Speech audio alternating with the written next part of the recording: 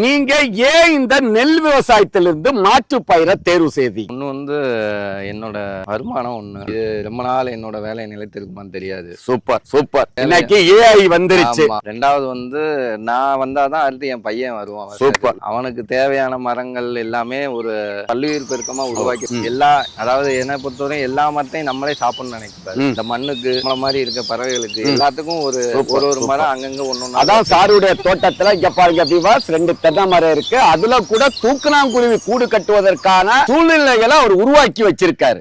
அடுத்து வந்து இங்க எல்லாமே நெல்லு தான் போடுறாங்க. அடுத்தது முயற்சி பண்ண கொஞ்சம் தயங்குறாங்க. ஏன்னா அவங்களுக்கு வருமானம் கிடையாது. எல்லாம் நெல்லு போட ஆடு மேய்க்க. சக்சஸ்ஃபுல்லா வந்தோம்னா இன்னும் 4 பேர் வைப்பாங்கல்ல. எவ்வளவு பெரிய வறட்சி களிமண்லையும் நீங்க தென்னை மரத்தை கொண்டு வந்து காமிச்சிருக்கீங்க. அதனால வந்து உங்களை கூப்பிட்டு உங்ககிட்டயே கன்றுகள் அந்த குயிக்கர் அவதாரம் எல்லாம் அதை வச்சு முயற்சி பண்ணி பார்ப்போம் இப்படி வருது அப்படின்ட்டு. சக்தி இருக்கும்போதே முயற்சி பண்ணி பார்க்கலாம்.